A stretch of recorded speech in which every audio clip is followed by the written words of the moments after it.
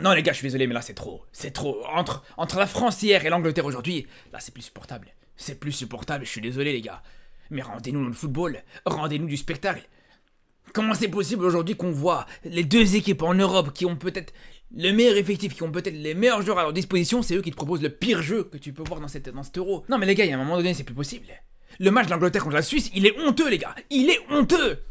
Comment c'est possible, encore une fois, d'avoir les joueurs que tu as à ta disposition et de proposer un match pareil? Comment c'est possible d'être autant supérieur à la Suisse au niveau des joueurs que tu as à ta disposition et d'être aussi mauvais sur le terrain? Mais vous avez pas honte, franchement, vous avez pas honte les Anglais. Mais moi je vous dis la vérité les gars, je vous dis la vérité, l'Angleterre ne mérite pas du tout d'être en demi-finale là. Il mérite pas du tout d'être en demi-finale.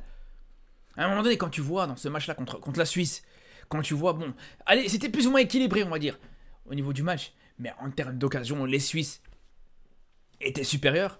T'as plus de tirs cadrés côté Suisse, t'as plus d'expected goals côté Suisse. Et rien que je suis désolé, mais rien que pour le corner de Shaqiri en fin de match, pour moi ça méritait une qualification en demi-finale. Ça méritait pour moi de voir la Suisse en demi-finale de la plus belle des manières. Mais là quand tu vois une équipe d'Angleterre, une équipe avec ses qualités que tu peux avoir à ta disposition, qui va attendre les tirs au but, qui joue ses prolongations pour attendre que les tirs au but, c'est les Suisses qui étaient là, qui essayaient de jouer, qui essayaient de pousser dans ces prolongations, qui ont essayé de marquer dans ces prolongations, alors que les Anglais, ils ont totalement refusé le jeu. Mais c'est honteux. Et vous savez pourquoi c'est encore plus honteux pour les Anglais? Les mecs, en plus de ça, ils avaient quand même leur prince ou leur roi ou je sais pas quoi qui est dans le stade, les gars. T'as la famille royale qui est dans le stade et tu proposes même pas un minimum de spectacle. Les gars, je vous dis, c'est très grave. Les gars, aujourd'hui, j'ai mal à mon football, les gars, je vous le dis. Le jeu anglais, il était toujours de la même manière. Ça passait d'un côté, ça passait de l'autre, ça revenait en retrait. À chaque fois que t'étais dans le camp suisse, tu revenais sur Pickford, ton gardien. Il y a même une situation, même carrément, t'as un corner, et ça revient dans les pieds de Pickford. Ça revient dans le pied du gardien de l'Angleterre. Faut arrêter de déconner, les gars.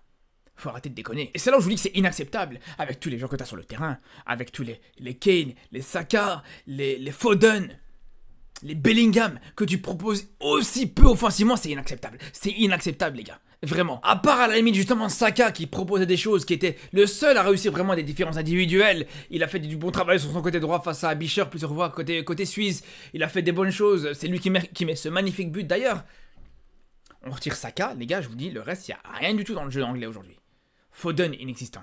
Bellingham, pareil. Kane, on n'en parle même pas. Kane, c'est devenu un latéral droit. Kane, dans ce match-là, il a joué latéral droit. Tu le voyais plusieurs fois revenir quasiment à la hauteur de la ligne défensive. Mais quand c'était dans la surface adverse, dans le camp suisse, tu le voyais pas du tout, les gars. Je suis désolé, tu le voyais pas du tout.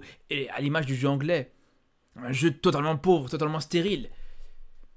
On dirait moi quand je joue à FIFA. Ils faisaient passer par les côtés, tenter des centres. Ils faisaient que ça. Il y avait que comme ça où ils arrivaient plus ou moins à mettre un petit peu de danger, entre guillemets, à cette défense suisse. Mais à part ça, il n'y avait rien du tout, les gars. À part ça, il n'y avait rien du tout. Et quand tu vois la différence, encore une fois, la différence de niveau entre les deux équipes, normalement, jamais de la vie, ça doit être le cas. Jamais de la vie, tu peux voir ça. Jamais de la vie, tu peux voir un match aussi pauvre qui est proposé par cette équipe d'Angleterre. Jamais de la vie, tu dois voir, justement, que tu es là pour jouer les prolongations, pour jouer les tirs au but. C'est inacceptable, je vous dis, le fait de voir, justement, que les Anglais, dans ce match-là, et surtout dans les prolongations en particulier, que les Anglais... ils ont rien tenté, ils voulaient juste aller chercher les tirs au but, c'est vraiment honteux. Et pour moi, des équipes comme ça, elles doivent se faire punir. Des équipes comme ça, elles doivent se faire punir. Et je sais pas, c'est laquelle des équipes entre les Pays-Bas et la Turquie qui affrontera justement cette équipe d'Angleterre. Mais j'espère qu'ils vont les punir, dans tous les cas. J'espère que les Anglais ils vont s'arrêter en demi-finale. Tout comme j'espère que la France va s'arrêter aussi en demi-finale. J'espère que l'Espagne redonnera le sens du football, redonnera la valeur de ce sport. J'espère que l'Espagne, avec le beau jeu proposé par cette équipe espagnole par rapport à la qualité qui est proposée à cette équipe espagnole, j'espère qu'ils rétabliront la vérité sur ce sport. Parce qu'au bout d'un moment, on en a marre. Les Southgate, les Deschamps, c'est des ennemis du football, les gars. Et au bout d'un moment, proposer un jeu pareil, ça peut passer une fois. Ça peut être utilisé quand, voilà, tu manques de qualité dans ton équipe. Pourquoi pas? Mais, encore une fois, avec les qualités que tu as à ta disposition, et je parle pour Deschamps, je parle pour Southgate, les deux coachs de l'Angleterre et de la France, pour moi, ils doivent être punis. Ils doivent être punis. Et j'espère que ces deux coachs-là et ces deux équipes-là, elles se feront très mal et qu'elles se casseront les dents en demi-finale. Je vous le dis les gars, parce qu'au bout d'un moment on a bien rigolé, mais là on a vraiment affaire à des coachs qui sont en train de tuer ce sport les gars. Ils sont en train de tuer tout l'intérêt de ce sport, mais regardez les purges qu'on a pu voir. Des affiches comme France-Portugal, des affiches comme Angleterre-Suisse, t'as eu des purges. T'as eu des purges.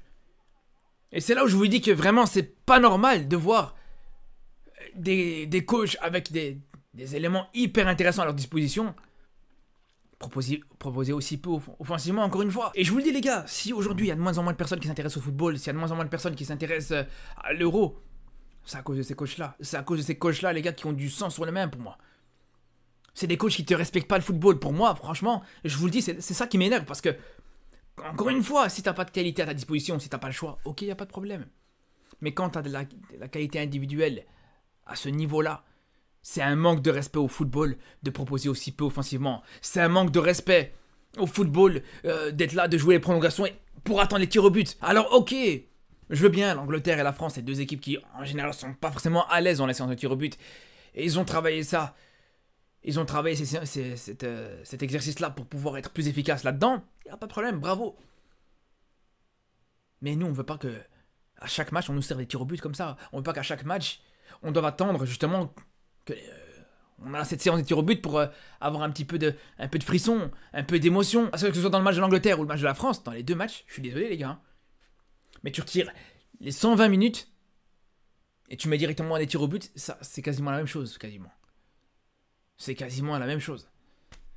Donc à un moment donné, soit on met en place une compétition de l'euro de tir au but, la Coupe d'Europe des tirs au but, et on est tranquille et on regarde que ça, ou alors au bout d'un moment, il va falloir commencer à jouer, à proposer du jeu, à un minimum. Vous pouvez me dire autant que vous voulez que j'abuse, que j'exagère, que j'ai le seum. Vous pouvez me dire autant que vous voulez. Des choses comme ça. Même si, c'est vrai qu'en vrai, quand je dis ça contre l'Angleterre, bizarrement, tout le monde est d'accord avec moi. Quand je critique le jeu de l'Angleterre, ça choque personne.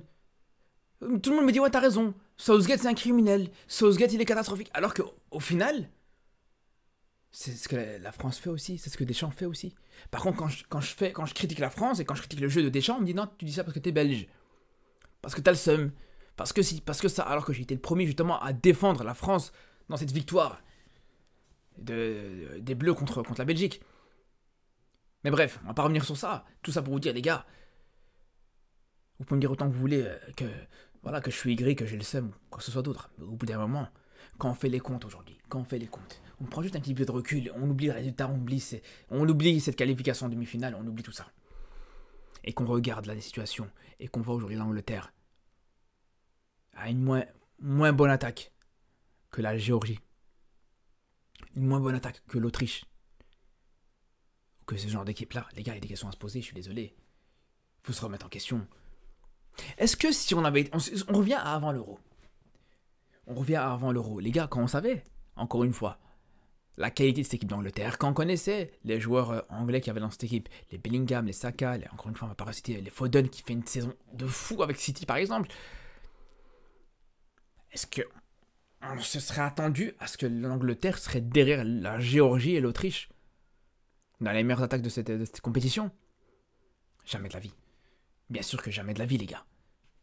Bref, de toute façon, on aura l'occasion d'en parler, on aura l'occasion de se projeter sur ces demi-finales, donc on se retrouve très très vite pour une nouvelle vidéo et de nouvelles vidéos autour de l'Euro, et surtout d'ici là. Prenez soin de vous.